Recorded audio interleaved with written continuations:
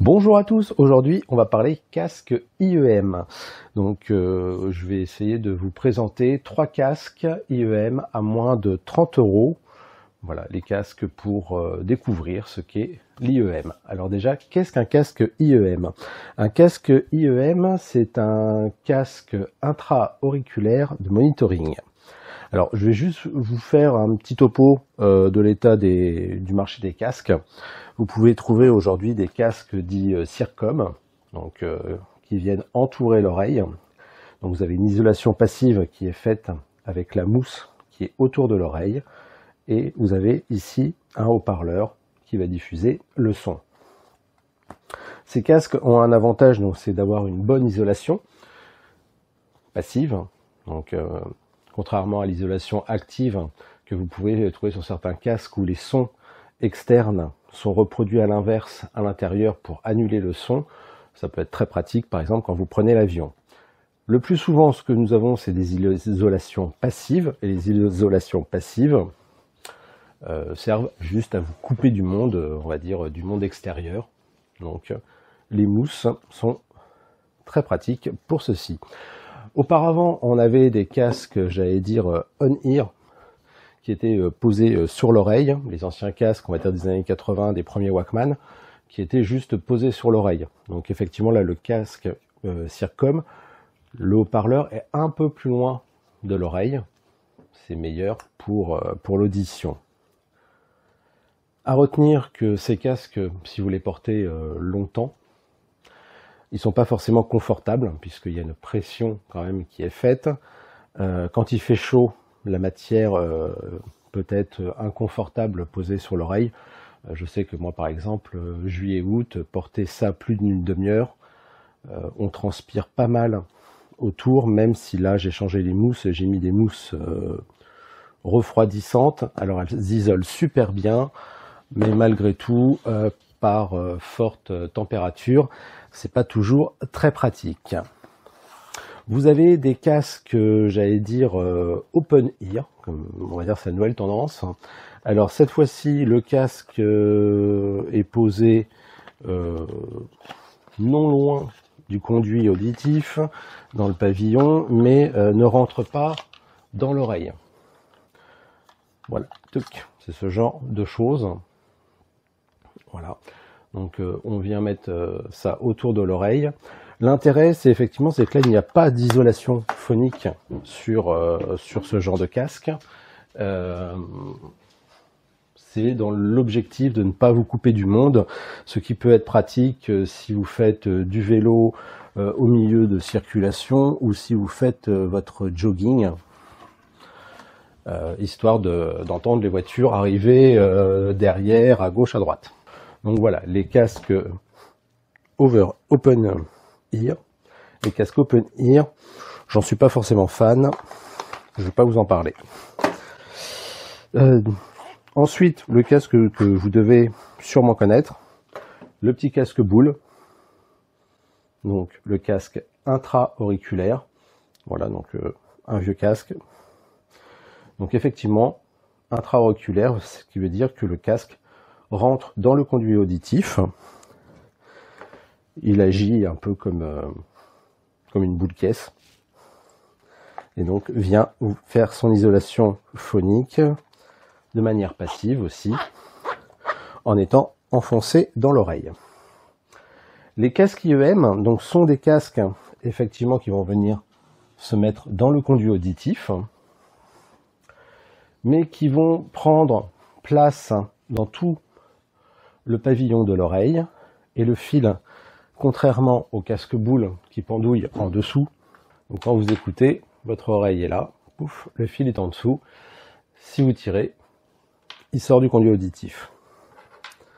Là, le fil va passer au-dessus de l'oreille, passer derrière l'oreille, et donc il aura un meilleur maintien, donc déjà parce qu'il est enfoncé dans le conduit auditif, qui prend place dans le pavillon de l'oreille, ce qui va lui servir de support, et le câble qui passe derrière l'oreille va servir à maintenir. Autre avantage des casques IEM, c'est que le câble est détachable. Donc si vous abîmez le câble, ce qui a dû sûrement vous arriver, quand vous écoutez qu'il y a un faux contact, que vous êtes en train de le bouger, Les oreillettes fonctionnent, mais vous devez changer tout le casque. Là, avec un casque IEM, vous n'aurez que le câble à changer. Donc si vous le coincez dans une porte, comme ça m'est déjà arrivé, eh bien vous pourrez changer uniquement le câble. Alors dans les casques à moins de 30 €, je vous en ai sélectionné 3. Je vous ai sélectionné le Tangzhou Vaner 2, le modèle 0 2.2. Alors je sais qu'on dit normalement le 0.2, moi je l'appelle le 2.2, c'est exactement la même chose, hein, c'est pas une autre version, c'est le 0.2. Et de chez KZ, le modèle ZSN Pro. Alors on va être clair tout de suite, c'est un autre modèle, mais qui lui ressemble comme deux gouttes d'eau. J'ai oublié mon ZSN, et donc je le remplace par celui-ci. L'emballage est le même, physiquement c'est le même, et je vous en parlerai donc comme si c'était le ZSN. Petit disclaimer, vous retrouverez dans le descriptif tous les liens des produits donc, que je vous présente. Ce sont des liens affiliés, donc je touche une commission sur les ventes que vous ferez. Voilà, c'est ce qui permet à la chaîne de vivre et de ne pas faire de publicité. Voilà. Donc, le Tangzhou Vaner 2, voilà, que je vous présente. Alors, je les ai remballés rapidement. Donc, on a une grosse boîte, donc façon manga. J'imagine avec le personnage Vaner qui apparemment était une ministre poète chinoise. Voilà, donc il rend hommage à cette personne avec donc un bel emballage façon manga. Donc je les ai reçus il y a quelques jours, j'étais très excité et bon, je vais être franc, l'excitation est un peu retombée et globalement j'ai été un peu déçu. Donc la présentation, ils sont très bien présentés dans un beau présentoir. Donc ils sont en plastique avec un motif asiatique et dorure, c'est plutôt travaillé. Donc on a marqué L pour gauche, R pour droite. Donc ils sont transparents, on peut voir le petit haut-parleur à l'intérieur. L'avantage des IEM, c'est qu'il y a beaucoup de place pour de l'électronique. Donc plus on va monter en gamme, plus effectivement ils vont insérer des transcodeurs, des éléments électroniques qui vont simuler des haut-parleurs. Et donc effectivement, aujourd'hui, les casques IEM rivalisent avec les casques Circom au point de vue du son. Donc on a une palette de prix qui va de 20 € à 700 €. Voilà. Donc évidemment, à 30 €, on ne va pas retrouver les mêmes choses. Donc on peut voir ici juste un haut-parleur et arriver donc ici au connectiques de pins qui vont permettre de brancher le câble. Donc dans la boîte, on retrouve donc les écouteurs et on retrouve au fond deux boîtes, une boîte avec le câble et une boîte avec les petits embouts caoutchouc. Donc on va retrouver les embouts caoutchouc. Donc on a tout un choix de différentes tailles pour s'adapter aux oreilles. Alors je vous parlais du confort de porter plusieurs heures un casque Circom. Choisissez bien les tailles. Vous avez des petits embouts, vous avez des plus gros embouts, ronds, embouts carrés. Voilà, il y en a pour tous les goûts au niveau des oreilles. Sachez que si vous perdez les oreillettes, vous pouvez en acheter d'autres, évidemment. Il en existe en mousse. On va prendre par exemple ceci. Voilà. Vous avez des petites boîtes comme ça qui sont vendues d'embouts. Et donc vous avez des embouts qui sont en mousse à mémoire de forme, un petit peu comme on trouve comme bouchon d'oreille pour embout de caisse. Voilà, qui vont venir bien prendre la forme et isoler. Au point de vue isolation passive, ça c'est vraiment efficace. Et ça peut être plus confortable pour certaines personnes. Alors, j'ai envie de dire, on n'est pas tous égaux sur les casques. Je sais qu'il y a des gens qui tiennent très bien 3 heures avec un casque Circom et qui ont du mal à supporter d'avoir quelque chose dans l'oreille. J'ai envie de dire, il faut essayer. Personnellement, je supporte beaucoup mieux ce genre de casque. Donc l'avantage aussi de ces casques-là, c'est que vous allez pouvoir choisir, j'allais dire, votre câble, sa connectique, la présence d'un micro ou non. Donc savoir si vous voulez l'utiliser par exemple avec votre téléphone en kit main libre. Donc ces casques, le Vanair par exemple,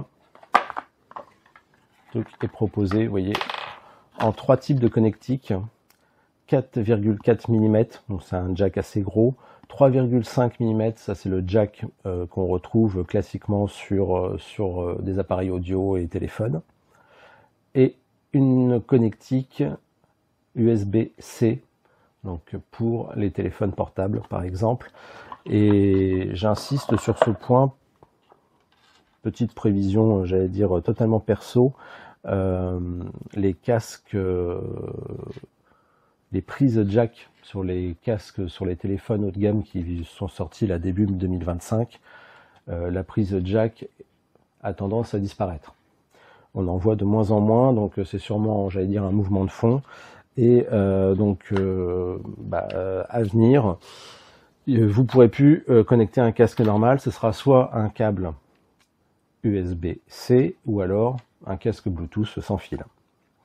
À savoir que pour un casque USB-C, en fait, vous avez une petite puce qu'on appelle DAC qui permet d'encoder le signal numérique du téléphone vers un casque analogique, le casque que vous écoutez. Donc là ici, je l'ai choisi donc avec la prise USB-C. Il y a donc un petit micro pour pouvoir prendre les appels avec un bouton pour décrocher et raccrocher. Je vais vous dire ce que j'en ai pensé. Globalement, effectivement, j'ai été déçu. Pourquoi ce casque, vous voyez, je le branche en même temps, c'est très simple. C'est une seconde version, donc ils ont amélioré soi-disant les basses.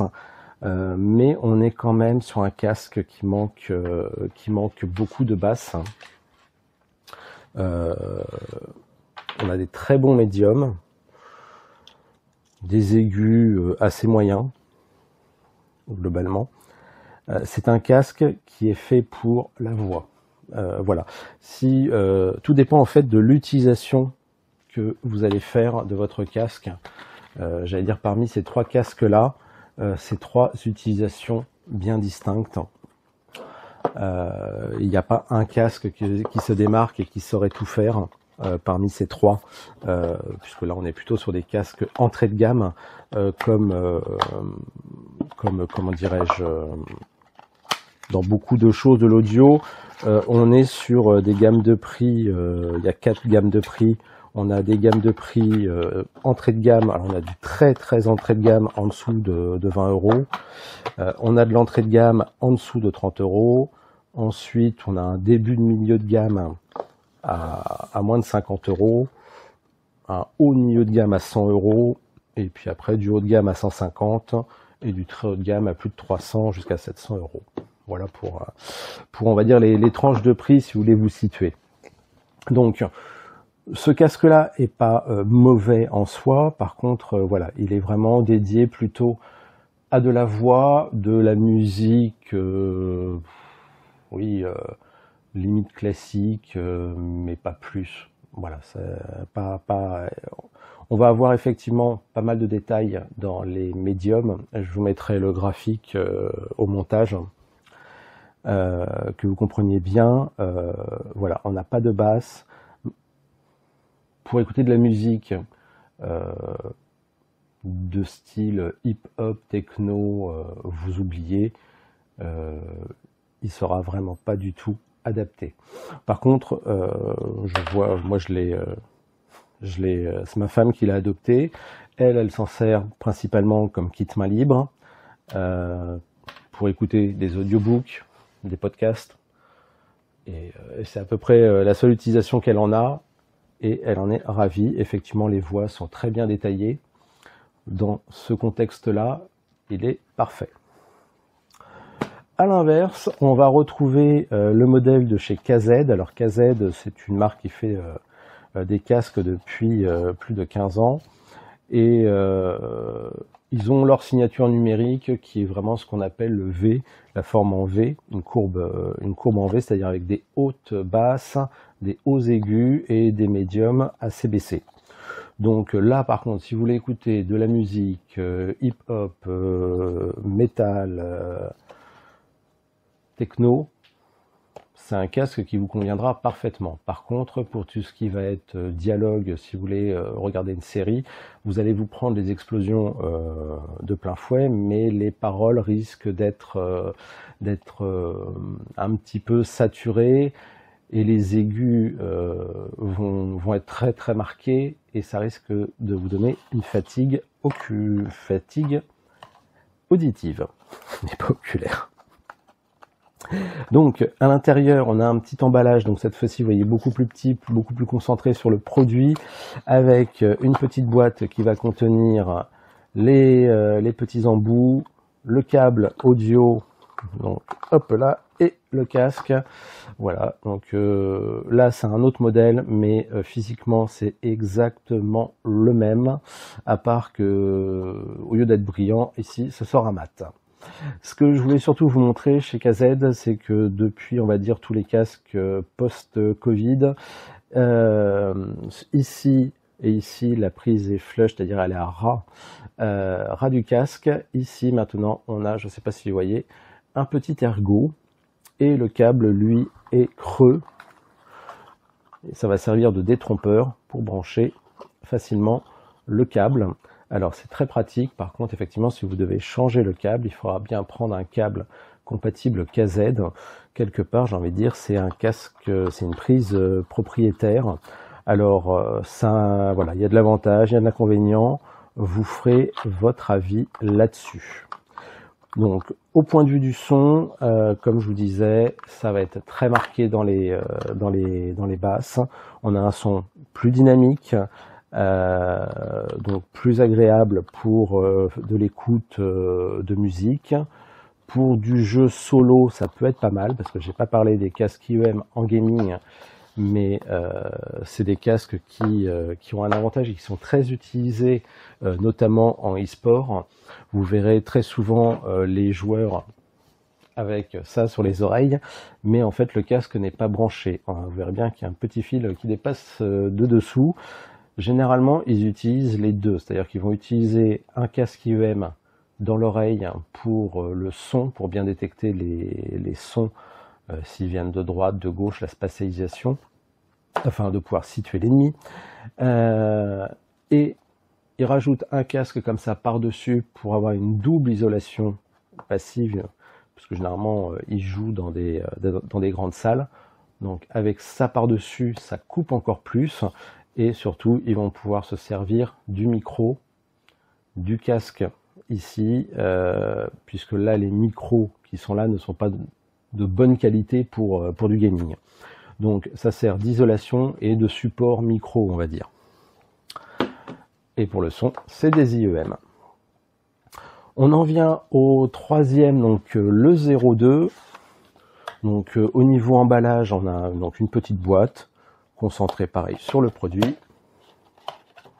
Alors je les ai rangés assez rapidement, mais à l'intérieur vous retrouverez un câble, un petit sachet d'oreillettes. Aucun des trois n'est fourni avec plus d'accessoires. On est sur des entrées de gamme où généralement ils se battent sur le prix. Généralement il y a 2 € de différence entre chaque modèle selon que vous le prenez en jack 3,5 avec ou sans micro, en USB-C, enfin voilà, après vous verrez, il y a plein de configurations possibles et différentes. Les 02, eux aussi, donc, ont à peu près la même structure que les KZ, c'est-à-dire une structure en plastique avec une plaque métal donc, au niveau externe. Par contre, les 02, à la différence, ils ont un petit peu, j'allais dire, les points forts de chacun. C'est-à-dire qu'ils vont avoir un peu plus de basse que le Vaner, mais moins que le KZ, des aigus plus maîtrisés et des médiums de meilleure qualité. Donc je dirais il est beaucoup plus équilibré en termes de son. Si vous devez utiliser un casque, j'allais dire, pour plusieurs activités, il est peut-être plus intéressant. Si vraiment vous savez que l'utilisation que vous allez en faire, c'est du sport, écouter de la musique avec, pendant vos activités sportives, je vous conseillerais plutôt de partir sur le KZ. Je rappelle que ces casques, donc une fois en place, sont extrêmement stables, donc vous pouvez les utiliser en activité sportive sans craindre de les perdre.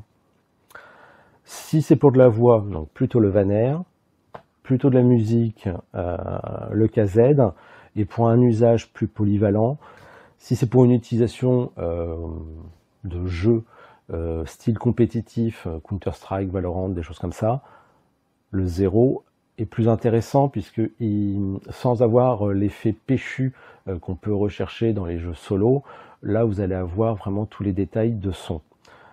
Et la spatialisation est quand même beaucoup plus, la scène est plus intéressante que sur les KZ. Donc ceux-ci sont un peu plus polyvalents.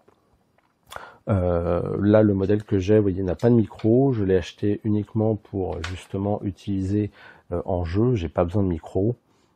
Donc voilà, vous pouvez choisir vraiment la configuration qui vous intéresse. Au niveau du confort, ils sont vraiment très bons. Je vais parler d'un dernier point, c'est les câbles fournis. Au point de vue de la souplesse. Les câbles là sont à peu près équivalents. C'est vrai qu'il y a quelques années, sur les modèles un peu plus entrée de gamme, on avait des câbles d'un peu meilleure qualité, un peu plus souples. Maintenant, ils ont tous tendance à être assez rigides, plus rigides qu'avant. C'est un peu dommage parce que les câbles souples ont généralement une durée de vie un peu plus supérieur. Voilà. Mais grosso modo, les trois câbles fournis sont de qualité similaire et sont un peu plus supérieurs que ce qu'on peut trouver sur des câbles de marque déjà tout fait, tout prêt, que vous pouvez trouver. Donc la question, c'est qu'est-ce que vous voulez en faire? Il n'y a pas un modèle selon les trois qui se démarque vraiment. Ça va être l'utilisation que vous allez en faire. Si c'est effectivement pour du main libre, du podcast, de l'audiobook, écouter quelques séries où vous avez vraiment besoin d'avoir, par exemple, les dialogues en écoute, partez plutôt sur le Van-Air. Maintenant, pour les séries, si c'est vraiment pour, j'allais dire, du multimédia que vous voulez chercher, il y aura un meilleur équilibre sur le 02, qui lui va avoir beaucoup plus de basses, donc vous aurez quand même, je pense, une immersion pour un film qui sera plus intéressante. Pour du jeu, c'est parfait. Pour écouter de la musique, si vous n'êtes pas fan d'avoir des gros boom boom dans l'oreille, pareil, très bon choix.